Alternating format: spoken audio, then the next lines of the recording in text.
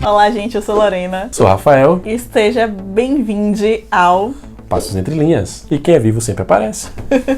Então, eu tô aqui com a nossa claquetinha para poder falar muito sobre filmes e séries que a gente assistiu durante o mês de novembro de 2022. Em novembro de 2022 aconteceu a Pretatona, a Maratona do Clã das Pretas, e a ideia era que a gente consumisse obras protagonizadas e produzidas por pessoas negras, principalmente na literatura. Mas com a correria da nossa vida... Você conseguiu ler, Rafa? Eu não li. Eu também não consegui ler, para não dizer que eu não li nada. Eu li o livro Blench em Apuros, da Bárbara Nili, que foi uma leitura coletiva com o Clã das Pretas, em parceria, patrocínio com a Darkside Books. Muito obrigada, Darkside, mais uma vez. Se você quiser saber o que é que eu achei, eu, a Milena, a Isa e a Pétala, o que é que nós achamos, você pode assistir ao nosso vídeo lá no canal Enevoada, no canal da Milena, aqui no YouTube. E também ouvir o episódio do podcast lá no Spotify, só é procurar por Clã das Pretas. Apesar da gente não ter lido tanta coisa, a gente assistiu até bastante coisa em comparação com o que a gente costuma assistir, né, normalmente. Verdade. Vamos começar então com Medida Provisória. Medida Provisória é um filme nacional, a gente conseguiu assistir finalmente na TV aberta. E eu acho que Rafa tem bastante coisa pra falar sobre. Fique à vontade. Generosa você, bastante coisa. O filme por si é maravilhoso. Basicamente a história do filme é contextualizada em um Brasil. Inicialmente seria um Brasil distópico com um futuro um pouco mais distante. Mas como o próprio Lázaro Ramos, que é o diretor do filme, traz pra gente, por questões orçamentárias, ele acabou contextualizando em um futuro não tão distante assim, né, do presente. Então o filme ele é protagonizado por 3 artistas maravilhosos. A Thaís Araújo, o Alfred Enoch e o Seu Jorge. Então dispensa comentários, qualquer coisa relacionada a esses 3 artistas. E a história por trás, basicamente, é no contexto em que as autoridades brasileiras resolvem emitir e aprovar uma medida provisória, no qual, inicialmente, torna facultativa a viagem, o retorno dos negros e negras, enfim, dos descendentes da população escravizada aqui no Brasil, para um país de África. Então, a ideia seria uma entre aspas, ação reparatória, né? Uma reparação histórica aí do que a população sofreu e sofre, e a ideia por trás era o embranquecimento da sociedade brasileira. Então, inicialmente, o que começa com uma ação facultativa se torna uma ação obrigatória à medida que as autoridades vão se tornando, as ações das autoridades vão se tornando mais agressivas.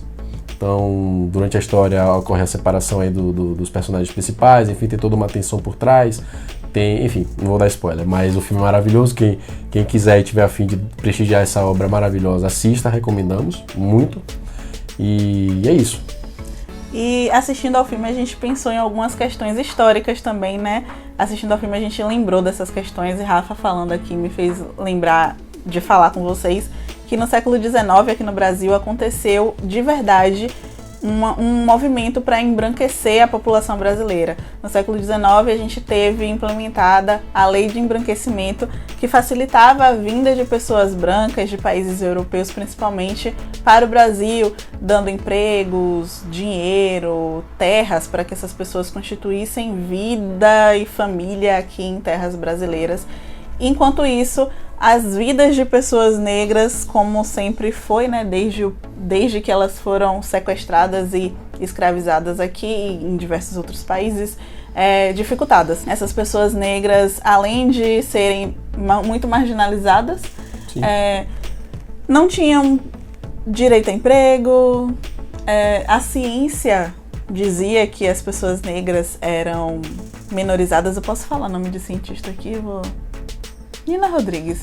Nina Rodrigues era um dos cientistas que dizia que pela alçada de homens negros, eles tinham...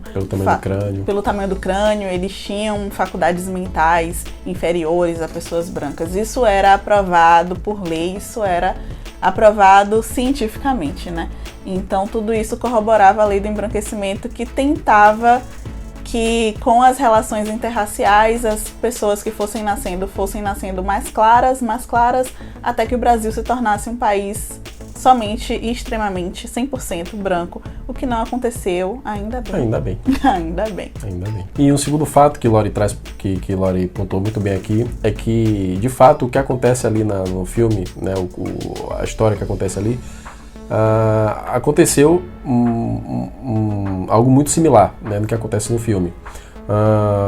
Isso foi nos Estados Unidos, né, no qual, no início do século XIX, por volta desse período aí, as autoridades americanas resolveram extraditar, né, alguns negros e negras escravizados que foram libertos e algumas pessoas e os negros e negras que já nasceram livres para um determinado local de África, que hoje é o país da Libéria. Então a Constituição do país da Libéria é uma Constituição fundada por basicamente essas pessoas escravizadas e que foram libertas nos Estados Unidos. Então, se você observar também as cores e a estrutura da bandeira da Libéria, lembra muito a estrutura da bandeira dos Estados Unidos.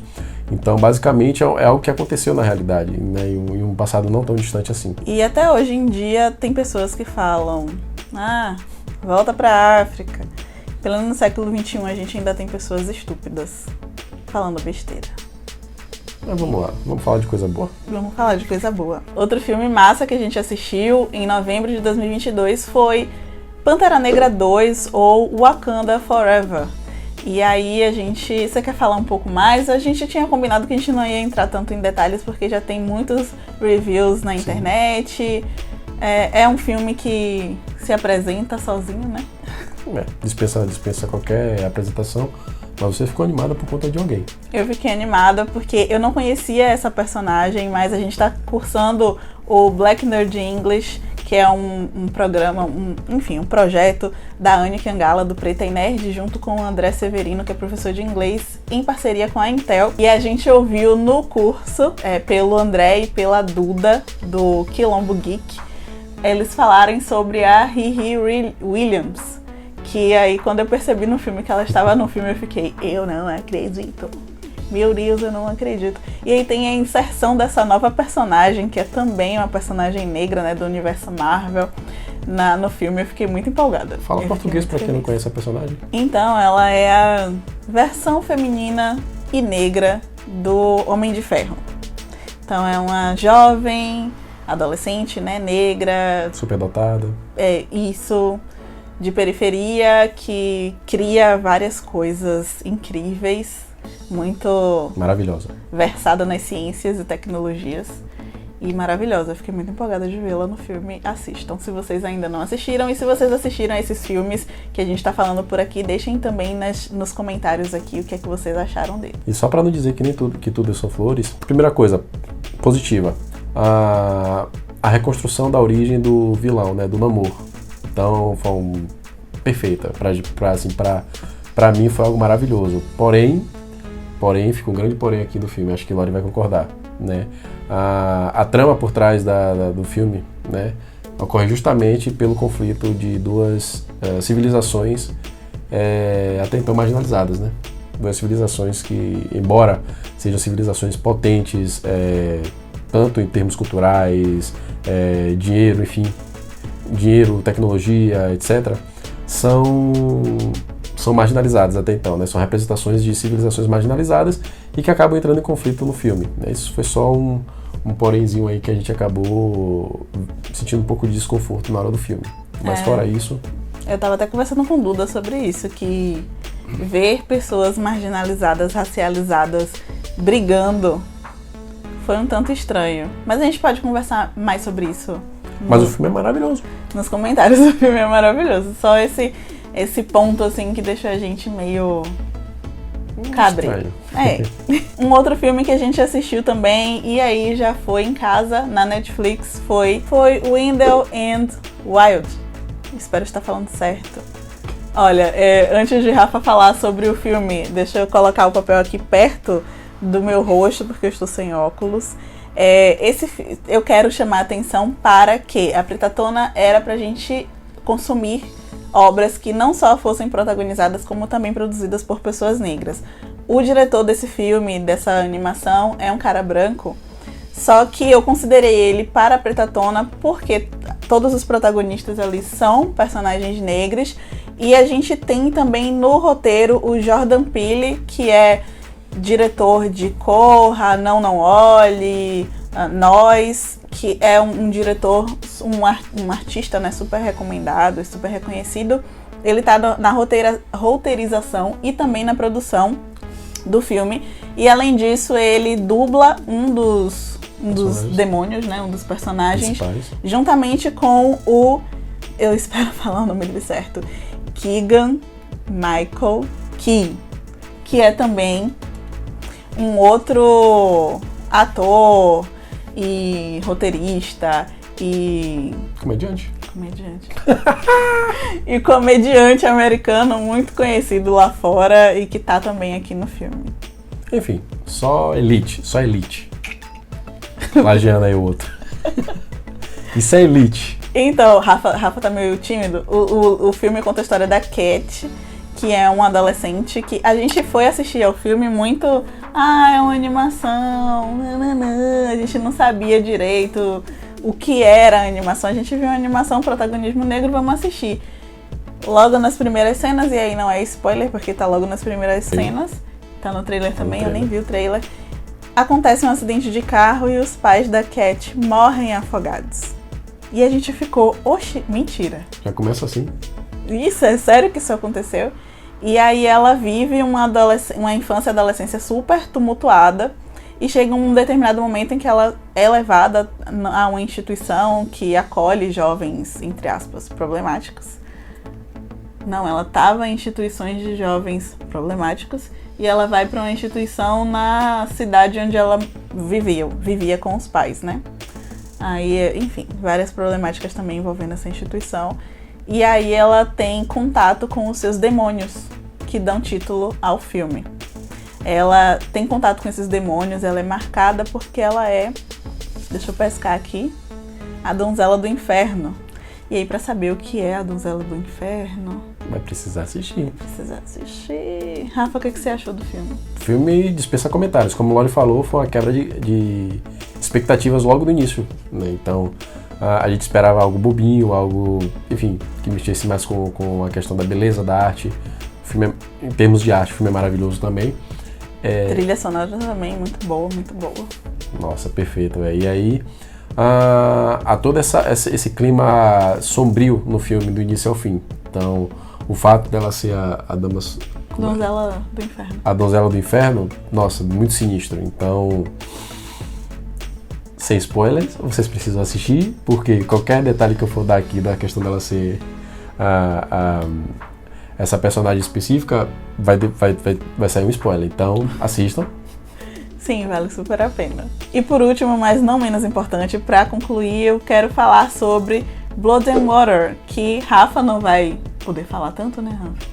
Infelizmente. Você viu os primeiros episódios da terceira temporada, mas eu assisti nesse ano de 2022 a primeira temporada, a segunda temporada, eu tava querendo demais a terceira já, e foi lançada justamente em novembro, e eu assisti em 2 dias.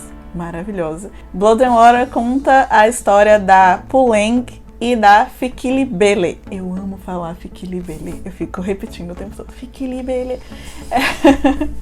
Que são 2 personagens que têm seus destinos aí cruzados.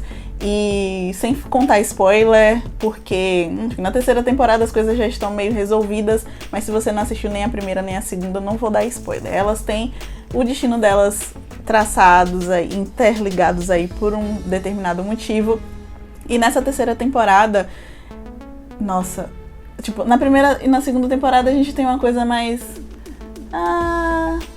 A história se passa na cidade do Cabo, na África do Sul, e aí tem muitas festas, cores e não sei o que, nananã. Já na terceira temporada eu senti uma coisa muito sombria, tem muito mais violência explícita. E teve uma cena em específico que eu falei, Rafael, pelo amor de Deus, eu ficava com ânsia de vômito, me arrepiando, e me deu um nervoso, aí eu tinha que ficar parando. Se você tem sensibilidade com cenas de violência, talvez eu seja sensível demais, mas se você tem sensibilidade com cenas de violência, vá com calma nessa terceira temporada, porque eu achei bem pesada. Eu achei que, como eu falei, né, a trama tá bem mais dark, e... nossa, a Puleng continua passando por situações de perigo e dessa vez são todos eles correndo perigo por um determinado motivo. Eu achei massa como a relação da Puleng e do Wade acabou se amadurecendo, apesar de todos os pesares ali. Foi uma relação que amadureceu no decorrer dessa terceira temporada. Eu não quero falar mais sobre, porque... Já ia dizer, você já tá dando o roteiro todo aí do... Spoiler, né? Mas é uma série que eu gostei para caramba. É uma série que, além de eu conhecer um pouco mais sobre a Cidade do Cabo, porque, querendo ou não, você conhece muito da cultura ali, né? O lance da gente estar estudando inglês, eu poder ouvir o sotaque. Outro sotaque, né? Outras pronúncias da língua inglesa. É muito massa. Nessa terceira temporada, alguns personagens saíram, outros personagens foram inseridos, que eu achei massa também. E Blood and Water tem uma representatividade LGBTQIA+, bem bacana. Eu acho que é muito bem representado, então assistam também. Então, esses foram os filmes e séries que nós assistimos durante a Pretatona. O mês de novembro foi bastante recheado, embora a gente, como o Lori falou, não tenhamos lido que gostaríamos de ler, mas a gente acabou consumindo bastante coisa interessante. Eu espero que vocês tenham curtido esse conteúdo, que vocês tenham gostado das nossas considerações. Não deixem de comentar o que é que vocês estão achando, porque vocês comentando no vídeo ajudam a gente no engajamento. Se você não se inscreveu ainda no Passos Entre Linhas, não deixa de se inscrever, curtir esse vídeo, compartilhar para que mais pessoas conheçam os nossos trabalhos. E se você quiser apoiar o Passos Entre Linhas comprando no nosso link da Amazon, a gente recebe uma pequena porcentagem de cada compra, né, realizada através dos nossos links. Estão sempre na descrição dos vídeos. E a gente também tem uma campanha ativa, uma campanha de assinatura no Catarse. É catarse.me/Passos Entre Linhas. Lá você pode conhecer um pouco mais da campanha e ajudar a gente financeiramente a gerir, né, o projeto com investimento, não é gasto, investimento em edição, transporte para cobrir eventos para vocês, enfim, coisas, equipamentos, etc e tal. Agradeço por você ter assistido até aqui. Muito obrigado e tchau. Até a próxima. Tchau, até a próxima.